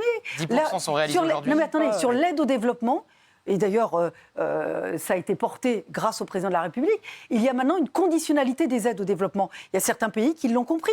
D'ailleurs, on voit, regardez, Gérald Darmanin vous le dira demain, il y a eu une forte augmentation, justement, sur l'exécution des OQTF. Mais à un moment donné, il faut aussi, c'est comme l'exécution des peines. Il faut la politique pénale qui fasse exécuter les peines. Mais ça, Emmanuel Macron a promis 100% des OQTF réalisés. Mais 100% des OQTF réalisés, d'abord, il y a eu quand même un peu une crise sanitaire avant-après. Non, mais qui a mis du temps. Ça suffit pas comme excuse. Non, mais est-ce que j'ai une tête d'excuse depuis le temps? Non, mais vous savez, je veux dire, justement, vous faites bien de dire ça. Je vous dis les obstacles où ils sont. Je vous ai expliqué, je vous ai exposé les obstacles où ils étaient. Oui, mais c'est pas moi qui ai fait la promesse des 100%, c'est le président de la République. C'est une promesse et après les Français attendent et ils sont à 10%. Bien sûr, il y a une progression. Gérald vous donnera les chiffres demain, il y a une forte progression. Et vous le savez bien, vous suivez ces sujets. Faites pas genre, je sais pas. Je fais pas genre, je sais pas, madame la ministre. Je prends une déclaration d'Emmanuel Macron et je regarde les faits. Regardez les chiffres. Elle a raison. Regardez les chiffres. Non mais regardez les chiffres. Oui, vous les connaissez pas. Et vous regardez demain et vous les verrez. Si on a 10%, on est aux alentours de 10%. Moi, je vais vous dire, en parlant d'excuses, vous avez vu la gauche, ce qu'elle promet en politique pénale? On est dans la culture de l'excuse. Exactement. Madame Taubira, elle disait les courtes peines, il ne faut pas les exécuter. Oui, c'est la culture donc c'est de l'impunité. Donc la politique pénale de la gauche, c'est la politique de l'impunité. La culture de l'excuse. Il y a des squatteurs chez toi, tu leur sers à boire. Il n'y a pas de culture de l'excuse. L'autorité doit être rétablie dans notre pays. C'est le seul moyen de réduire les inégalités, de rétablir l'égalité des chances. Parce que si tout se vaut, donc plus rien ne vaut rien. Oui, et on voit aujourd'hui l'état du pays. Et si le RN en est là aussi, c'est à cause des fausses promesses. Oui, mais alors attendez, sur les fausses promesses, mais alors moi je voudrais bien savoir, donnez-moi une mesure du Rassemblement national, je débat avec vous. Dites-moi la mesure. Double frontière. Non, mais elle vient de vous donner la une double frontière, c'est quoi une double frontière? Justement, je vous demande, lui-même n'a pas été capable de l'expliquer face à Gabriel Attal. C'est quoi une double frontière? D'abord, il a ramé. Non, mais d'abord, il faut effectivement... Moi, j'ai été en charge pour mon groupe politique au Parlement européen de ce qu'on appelle une liste de pays sûrs. Sinon, vous avez des effets d'aubaine. Je m'explique. Vous avez une politique d'immigration. Vous dites, quelqu'un qui n'a pas de papier, je le renvoie. Vous le renvoyez, mais par exemple, en Allemagne, ils expulsent les Soudanais, les Afghans. En France, on ne le fait pas. Vous avez des effets d'aubaine. Et c'est comme le lieu... où vous déposez votre demande d'asile, à un moment donné, vous pouvez parcourir tout l'espace Schengen. Et donc, ce pacte asile-immigration permet de réformer cette procédure d'asile, mais aussi de pouvoir avoir une harmonisation sur ce droit d'entrée et de séjour des étrangers. La liste des pays sûrs, c'est de dire, on a une liste homogène pour toute l'Europe, c'est de dire, est-ce que le Sénégal est un pays sûr? Si c'est un pays sûr, on renvoie dès lors où il y a une expulsion à faire. Parce que vous avez, par exemple, dans des pays, le Sénégal est un pays sûr, dans un autre, ce n'est pas un pays sûr. Donc on ne renvoie pas. Donc vous avez évidemment des effets d'aubaine. Il faut une harmonisation européenne. Et ça, c'est une responsabilité politique. Et donc ça, vous pensez que le Rassemblement national le dit? Ils ne le disent pas. Parce qu'au Parlement européen, ils ne votent rien sur ces sujets. Rachida Dati, on comprend, et on comprend tout à fait, Madame la Ministre, ce que vous dites. Et voilà... on comprend, mais je veux dire, les Français, vous savez ce qu'ils répondent, et je le vois là sur les réseaux, ils disent le gouvernement Macron n'a rien fait pendant 7 ans, donc est-ce que les autres vont faire plus il y a un bilan sur le pouvoir d'achat, il y a un bilan sur le revenu minimum pour le vous avez besoin sur les agriculteurs, sur les familles monoparentales. Il n'y aurait pas eu 13% pour 14% d'abord, pour Valérie. Ou les Français sont des cons, ou ils n'ont pas fait le taf. Mais il n'y a pas mais Rachida, vous savez que de toute façon, concrètement, vous avez besoin d'une coalition. Elle ira d'où à où? Oui, moi, je suis du PS vous croyez que je ne l'ai pas proposé? Avec qui la coalition? Non, mais la coalition... La coalition, c'est aussi sur la cohérence. Oui. C'est pas l'auberge espagnole. Justement. Donc du PS au LR? Non, moi je considère que non. La coalition, elle se fait sur un projet. Quand Nicolas Sarkozy est élu, il fait l'ouverture. Il dit, moi je rassure mes électeurs, j'ai un programme et ceux qui me rejoignent sur un programme. Et donc il faut de la cohérence. Parce que ce que vous dites là, après, c'est dangereux. Parce que si, effectivement, chacun vient n'importe comment sur un projet qui n'est pas déterminé... Le Front de gauche a d'abord dit on se réunit et on fera le programme plus tard. Vous dites qu'il faut d'abord faire un programme. Bien sûr. Je suis assez d'accord avec Rachida Dati. Sinon, non, mais les mecs, on se réunit, on fera le programme après. On a raison. Non, parce que si vous dites on se réunit d'abord, c'est pour sauver votre siège. C'est plus sérieux ce que dit la ministre que ce qu'il dit. C'est pour défendre... C'est juste sauver votre siège. Elle a très bien résumé. Les mecs, ils veulent juste sauver leur siège. Ils n'en ont rien à foutre. Ça veut dire, on n'a pas d'idée, mais on veut sauver notre siège. Et puis après, quand ils vont sur le terrain, ils disent ah ben vous nous avez élus, on peut rien pour vous parce qu'on n'est pas dans la majorité. Voilà.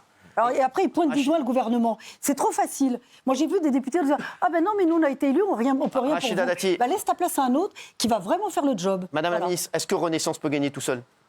Mais il y a Renaissance, Horizon, le MoDem. Ouais. Moi, j'espère que les LR peuvent nous rejoindre. Ça a été Jean-François Copé. Nous sommes plusieurs. Non, mais il y a un sondage qui vient de tomber. 50% des militants soutiennent Éric Ciotti. Mais je vous parle des responsables politiques. Vous savez, vous pouvez avoir des militants qui veulent des choses. Quand vous êtes responsable d'un parti, vous devez aussi montrer la ligne. Sinon, c'est n'importe quoi. Alors Éric Ciotti veut juste sauver son siège aussi? Bah oui. Non, mais c'est comme quand vous avez des enfants.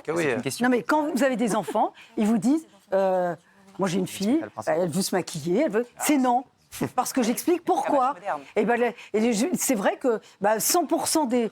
En tout cas, Zora, 100%, elle veut se maquiller. Et ben non. Voilà, c'est encore moi la chef. Pourquoi Éric Ciotti veut se maquiller?